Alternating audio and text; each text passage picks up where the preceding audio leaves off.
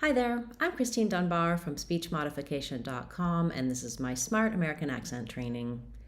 In this video, in this live class, I'll take your questions regarding pronunciation, fluent speaking, American accent training, and at the start, I'm going to cover a recent request, which was for the words infinite and infinity.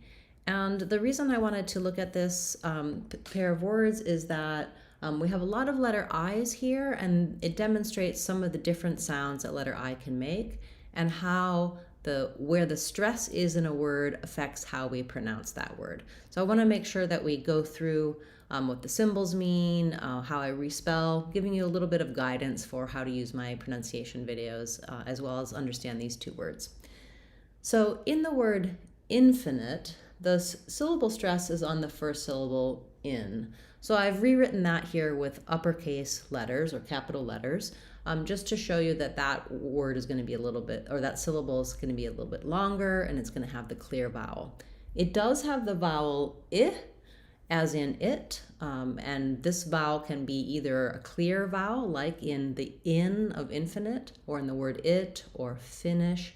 It can also be a reduced vowel that is very short and may sound closer to a schwa or an sound when it's in an unstressed syllable. So in the word infinite, we have three letter I's. They all say the I sound, but this is the only one that's going to be held with any length.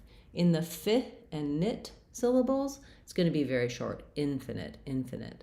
So these two are the same vowel placement, but they're more reduced and shorter, infinite, infinite. In the dictionary, you'll see they mark where the syllable stress is by putting a little line before the stressed syllable, and that's helpful to know about. You can also just visualize it with the uppercase letters, or that part being a little bit more stretched out, and then the finite parts being shorter. This word doesn't follow the typical rule where the E at the end would make the letter I say the I. So we might have a word like right, like the rite of passage, or sight, where these letter I's say the I diphthong. That's common when the E is at the end, that it will make the letter say its name, but here in infinite, it doesn't follow that pattern. ATE and IT at the end often just say the it sound because they're a suffix and they're not very important. Then when we move to infinity, even though we have the same number of I's and a similar spelling, we have the stress on the second syllable, fin. So that's where I'm going to have my long, clear I sound. Now my in syllable is going to be shorter. So in infinite, longer, infinite, infinity, infinity, you can hear how this first in is quite short, and now my fin syllable is held for a longer duration. Notice that I've rewritten the letter T as a D here simply because we say infinity in American English, we flap this T. So it's not really a T or a D, but it's how we say T and D in the middle when it's followed by an unstressed syllable. So we would spell that with D in words like bedding, or TT in words like bedding or bedding, often with T when it's TY at the end. So we have an additional vowel here at the end. Letter Y often says the tense E sound at the end. Watch out when we have itty at the ends of words. You may have a tendency, an accent pattern, to do those two sounds too similarly. They might come out like itty or edie, edie. So you want to make sure you can go from that lax I to the tense E, itty, itty. So you may want to practice that by itself, because it also happens in words like community, identity, etc. In infinity, we again have the same I sounds for the first three vowels. So I tend to like to use the IPA symbols so you can know exactly what sounds that we're using, and then I use my own alternative spelling to help you understand how that relates to how we typically spell words. Of course, there are many exceptions to spelling. Our spelling rules are complex in English. They're not always a reliable source of knowing how to pronounce a word. So it's helpful to have some patterns in your mind and some ability to understand the IPA symbols or your dictionary symbols to know what sounds you're looking for. All right, welcome everyone. It's nice to see so many of you here this morning. Please feel free to put your questions in the chat. I'll go through those now. And if you're watching this later on as a replay, please feel free to put questions in the comments. I do go back to those after class and respond to you with resources here on the channel and on our website, speechmodification.com. Okay, we have a question about the sounds j. How do you move from j to d and the? Whether there's a kind of co-articulation that helps with that. So your example was on changed the. Yeah, so that's a little bit tricky because we're going, like you said, from the, we have the n, the j, right to a d and right to a the, changed the. So I would say this is something that typically a native speaker is going to just have to slow down a little bit to say changed the. Oftentimes, this D is going to be a little bit lost in the midst there. So if I am saying, for example, change the sheets, change the channel, change the change the. I may end up with a little bit of voicing in between there. Usually when you're saying change, you want to make sure that you're not doing change. You don't want an extra sound, but change the. You may hear a little tiny the. Versus changed the. You're going to hear a tiny little d sound happen, or changed the. You're going to hear kind of a stopping of the air before the sound. So I don't really have any tips for you or any specific changes that happen when I'm doing changed the.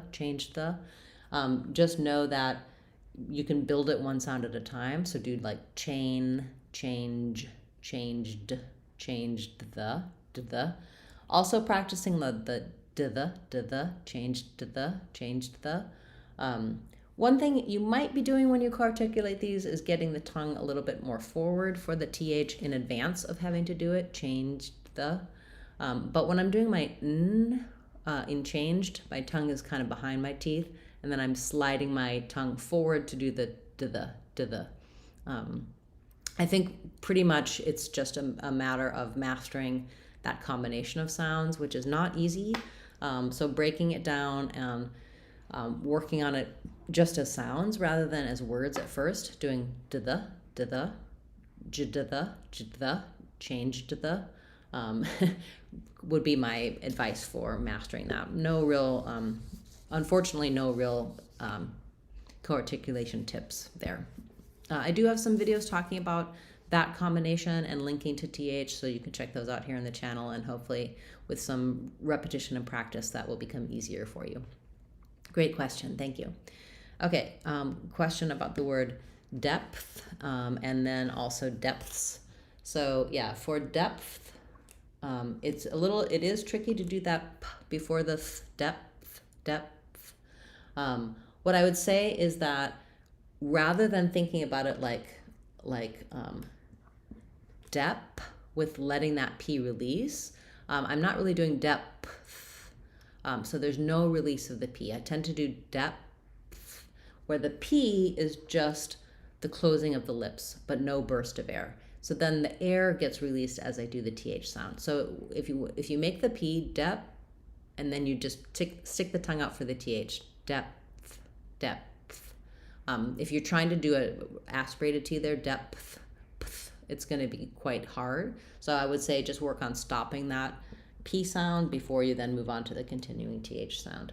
And then when you're doing depths, there again we have the stopped P, but the TH really gets kind of lost. So when I'm doing depths, I can stick my tongue out a little bit for the but the most important sound is really to have this there. So if I say depths, it's not exactly the same as depths, but it's a pretty good cheat.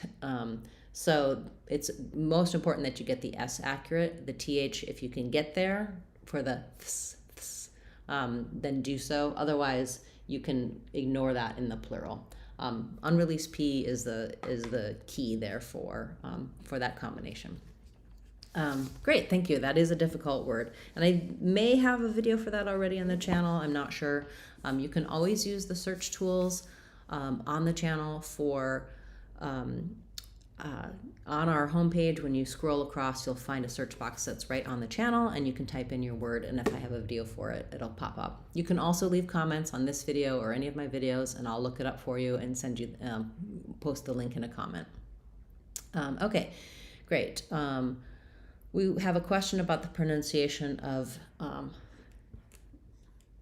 this, TOEFL. I think that's probably the test of English as a fluent language. Sometimes you see that as TOEFL. So you can say the full word. I think people typically say TOEFL for this, TOEFL. So they say it with the O, even though of is not a very important word in test of English fluency. So you can think about it like the O sound, and this, it will be similar to the word full, with the sound, just very reduced vowel there, TOEFL. This, I think if we saw it that way and they weren't using the O, they would maybe say TEFL, but I've never really heard that. I've heard people talk about the TOEFL. Yeah. Great, thank you. We have a question about, no, you're not catching the end of the video. I just got started a little while ago, kind of an earlier schedule today than usual. Usually we start at 9:15 Seattle time, but scheduling today started a little early. Great. So we have a question about the phonetic symbols. So I do have a video. If you search for IPA on my channel, or you can search Wikipedia for IPA, those are the symbols that I use. They're also the symbols that are in the Oxford Learner's Dictionary, and some other dictionaries use that. It stands for International Phonetic Alphabet, and there are symbols for all of the sounds of all of the world languages. So that's useful if you want to be comparing sounds between English and your native language. For example, in English we have, in words like day, we have the A diphthong. In a lot of other languages, like Spanish or other languages, they have just the A sound. So you can see the difference here is that this is not a diphthong. A is a pure vowel. A is a sliding diphthong. So learning those symbols of the IPA can be useful for understanding English pronunciation as it relates to your native language. Okay, you can also get all of the information about the IPA for English in our Sounds of English course on speechmodification.com. I'll walk you through each of the symbols, each of the sounds, spelling, accent error patterns, etc. So that's a great way to build a strong foundation in understanding not only IPA, but all of the skills you need for pronouncing words in English correctly and easily. That's our Sounds of English course, and you can find it on our website, speechmodification.com. Okay, we have a question about the difference between sauce and source. So in sauce, we obviously have no letter R. The letters A, you say the ah vowel, so that's written like this, sauce. And I would respell it with AW, like as in I saw some sauce, versus or source. This is kind of an unusual spelling. It's similar to the word for, where the O-U-R in this case just says the O-R sound. So you'll see in the dictionary for that, you'll see source. So I would just rewrite that like source. And as I said, you can use as similar to the saw for sauce, use another word to help you match. So if I say saw the sauce, I'm kind of matching and making that same vowel ah, and then ignore or for the source, then I can match or, for and source. And you probably find that you don't have too much trouble between saw and for. They don't sound similar. So use words that are different from each other, match the two vowels, and then that should help you compare sauce versus source. You can get a lot of help for minimal pair words like this on our minimal pairs playlist, where we walk through small differences like that might be difficult to hear, and also, of course, in our Sounds of English course. That should help you with those kinds of questions. Thank you for that. That's good. Some good words. Okay. We have a question about the TR and STR clusters, so TR and STR, and whether or not they always sound like the CH sound and the SCH sound with an R. So when you say a word like tray or strange, there are some dialects of American English where they tend to make this a little bit more of an affricate, like tray, or strange. I don't actually do that. It's a little bit difficult for me. I just use t and tray and strange, and that's perfectly acceptable and used widely throughout the US. So I would kind of ignore advice to use that ch sound. If it's easier for you to do tray, it's a very similar sound, but it's not actually the same. When I'm doing tray, I have to use lip movement and strange, which actually affects how it sounds, and it's a little less crisp and accurate. The correct pronunciation is really tray and strange with the st sounds rather than the sh sound. So I usually advise people against following that. There are, again, some dialects of English that tend to use that small change, but that's not super widespread across the US, and it's definitely not necessary. Only use it if it's helpful for you. It's kind of a cheat that you can use, but I don't really recommend it. Thanks for that question. Okay, welcome. We have one of our channel members here. So nice to see you. Thank you for being a channel member. I appreciate your support. We have a question about the sentence, widow is tired of being alone after 4 months. Which word needs to be stressed? So first of all, I would correct your grammar that we would probably say the widow is tired of being alone. It's kind of strange to just start with widow, unless it's being used as a name like widow so-and-so. That's kind of an old-fashioned way. So add the word the. And then where we stress, it's always going to be the last content word of a thought group. So there may be more than one thought group in a sentence. In your sentence, the widow is tired of being alone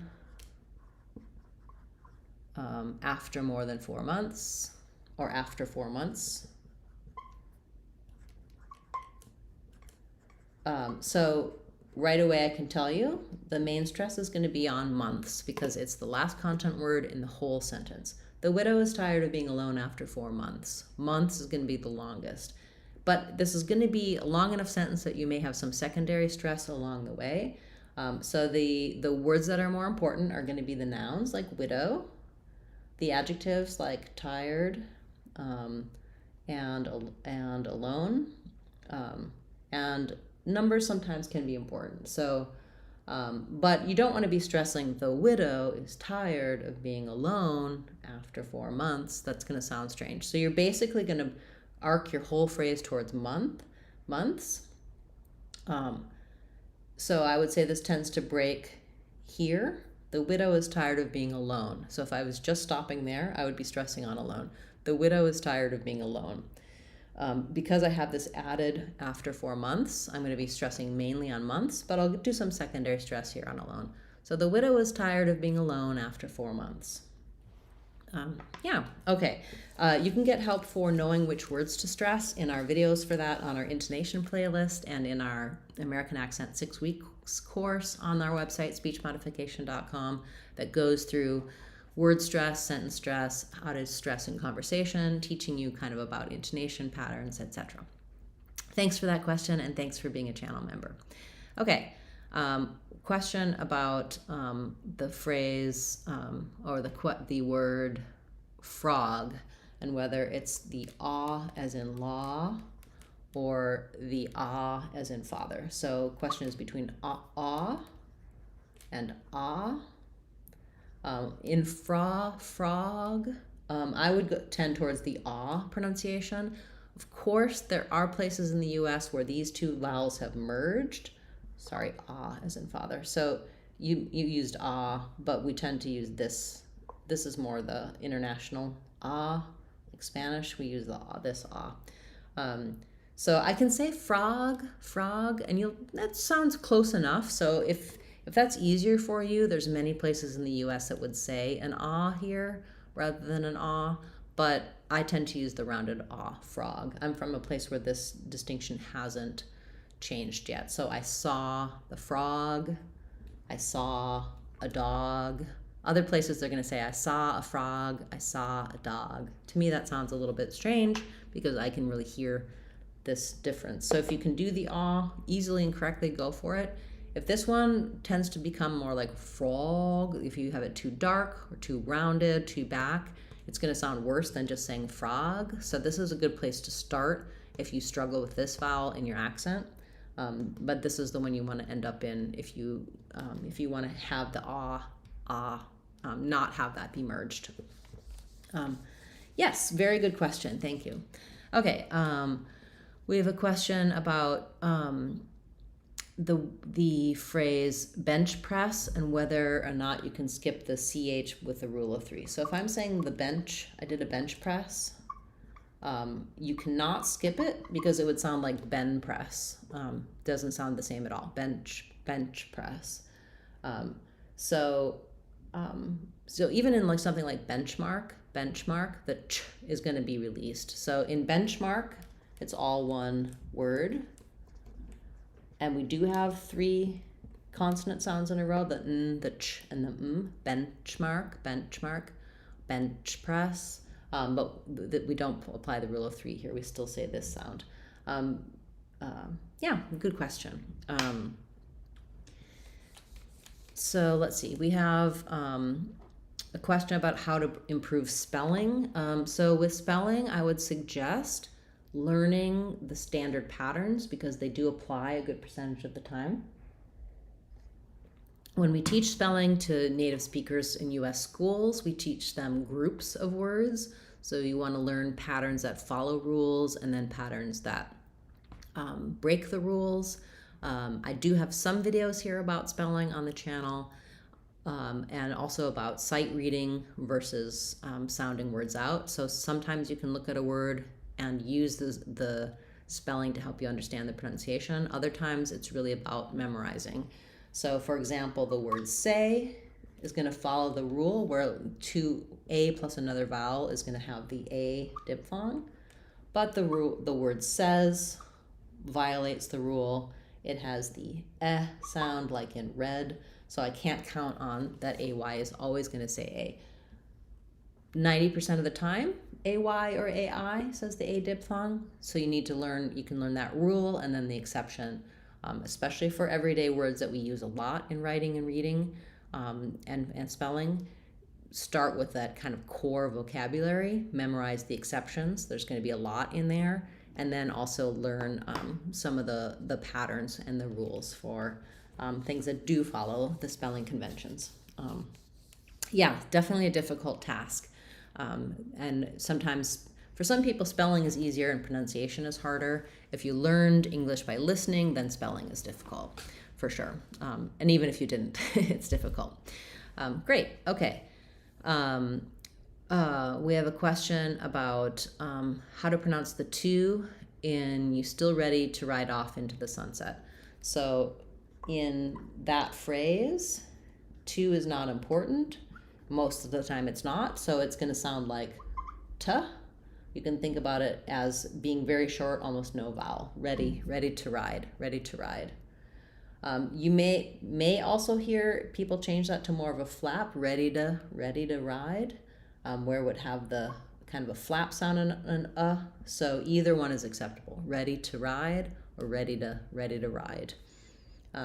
That's because this is a vowel sound before it, so it kind of ends up acting like a T in the middle of 2 vowels or in the middle of sounds. Yeah, middle of 2 vowels, we tend to flap those. I do have a video talking about different ways we pronounce and reduce the word to, several videos for that here on the channel. So if you'd like some more detail on that, leave me a comment after class and I'll direct you to that video. Great. We have a question about complementary and complementary. Same, different spelling, different meaning, same pronunciation. So if I have a complement and I'm saying something that's complementary, So complementary, stressing on the men syllable, complementary. And or if I have something that's complementary, meaning it's free, I think I have that spelling and pronunciation and meaning right. Same pronunciation. So this is going to be an I or a schwa, comple.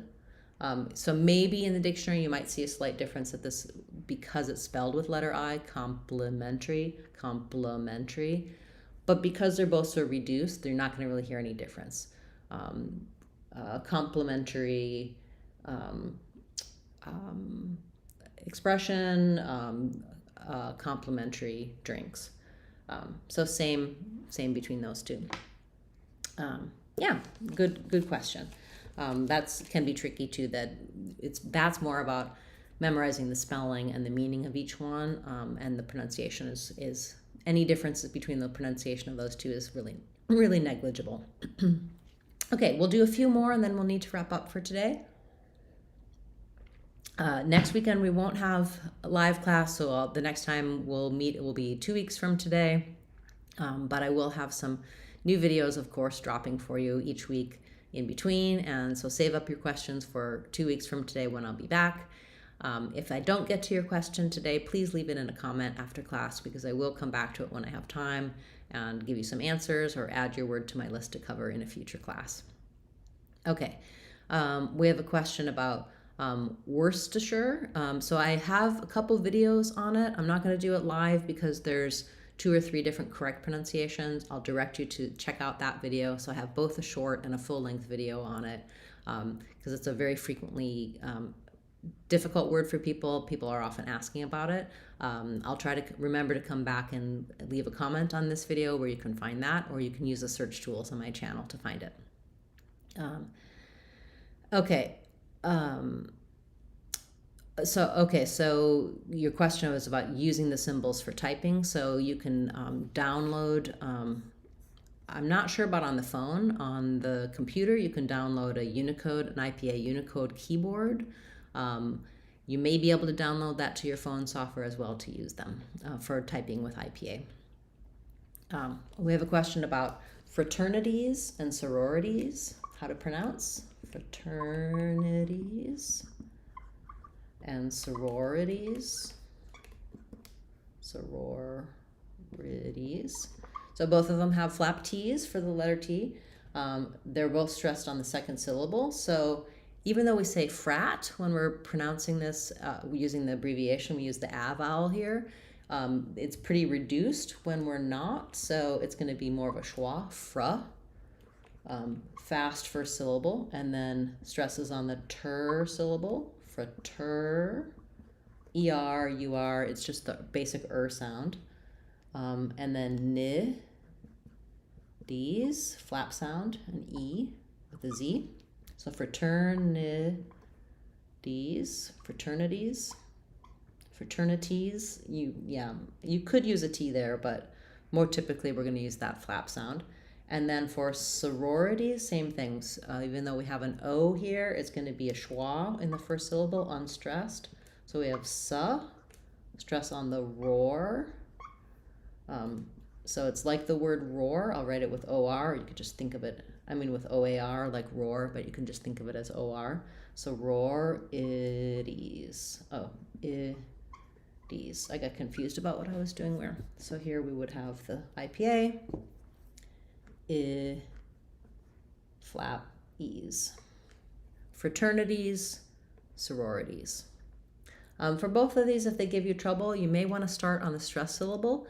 Ternities, fraternities, rorities, sororities, or say each syllable slowly, stretch it out, keep the rhythm the same, and then speed up, like fraternities, fraternities, fraternities.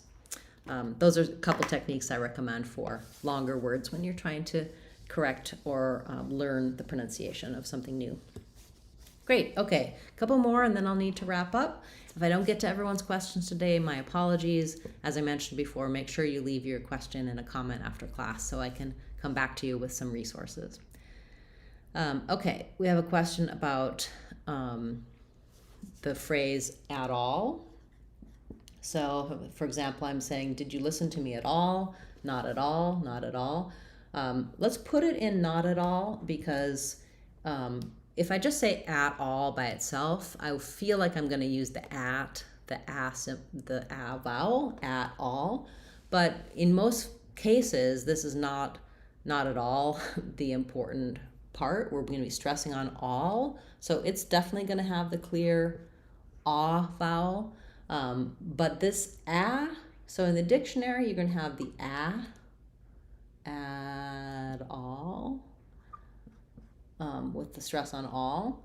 But this is going to get very reduced, not at all. So it's going to be more of an I sound or a very reduced vowel, even like a schwa sound, kind of a very short little sound. And then I'm going to have a flap. So at all, not at all. So not at all. Yeah. So that good idea, because when you're saying at by itself, it's the and the t sound. But when it's embedded in a phrase like that, not at all, did you listen at all, it's going to have a very reduced vowel, and we're going to flap that T and connect it to the stressed part of the phrase all. Yeah, okay. Wonderful. We have a question about the word center. So in the center, two different ways. You'll hear native speakers say center with a true T. NT words, we can say that T, but it's aspirated, center. Or you're going to also hear people leave that T out and just do an N sound, center, in the center of the room or in the center of the room.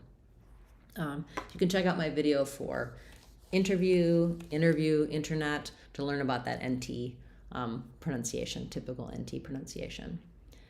Okay, we have a question about the short I sound in words like pretty, English, England, benefit. So your question is that why does letter E say the I sound? Yeah, it's just another way we spell it. So it's often when it's unstressed in a word like return. So typically, if the E is in an unstressed syllable, it's often going to be the reduced I sound. If it's stressed, like in pretty or England, those are just exceptions to the rules to memorize. So you can just visualize that with the letter I. More typical spelling for the I in a stressed syllable is letter I, but there's going to be some exceptions. So like I was saying before when we were talking about spelling, you need to learn the pattern and then just memorize the words. For letter I and letter E, when they're unstressed, they typically say I. For letters A, U, and O, often in the dictionary they're going to show a schwa for that, the sound. I would just focus mostly on the rhythm of words, and then, like I said, if it's letter E and it's still stressed and it's the not the sound but the I sound, those you're just going to have to memorize, unfortunately. Spelling sometimes is actually not helpful for pronunciation. It actually creates pronunciation issues for people when they learn words by reading. So yeah, you're pointing out a very good flaw in our system when it comes to spelling English. Okay, we have a question about the word dogmatic. So dogmatic is stressed on the ma syllable. That's vowel a. So you're going to see the for dog, stress syllable ma. And then we have the flap sound. So think about it like dogmatic.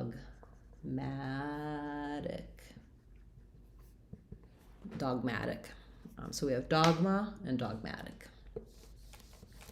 Yeah, very good. Okay. Question about whether I have a spelling course. Yeah, so in my Sounds of English course, I do talk about some basics for spelling. It's not focused on spelling in the entire course. And I would just like maybe look online for like early education spelling curriculum. So even like something that was designed for elementary age kids. That's when we learn most of our spelling as native speakers. From when we start school through the first 4, 5, 6 years. But for getting some basics related to pronunciation as a non-native speaker, you can check out my Sounds of English course, and that should help you a little bit. Okay, sorry I'm not going to be able to answer everybody's questions today. We got an early start. We're going to have to wrap up now, and I will see you again 2 weeks from today. Do check back to the channel, leave your questions in comments, and I'll come back to you. Thanks so much for being here. It's so nice to see so many of you this week, and I'll see you again here live for our next live class in 2 weeks. We'll have a couple of videos drop in between on our Tuesday new video times. Thanks so much for being a part of class today. It was wonderful to get your great questions. I'm sure they're helpful for others, not just you. So keep coming back for more live questions and leave comments on the videos when you have questions that I'll add your things to my list to cover in future classes. Thanks everyone. I'm Christine Dunbar from speechmodification.com. Remember, if you want to sound like a native speaker, you can do it. speechmodification.com. Bye everyone. Hope to see you again soon.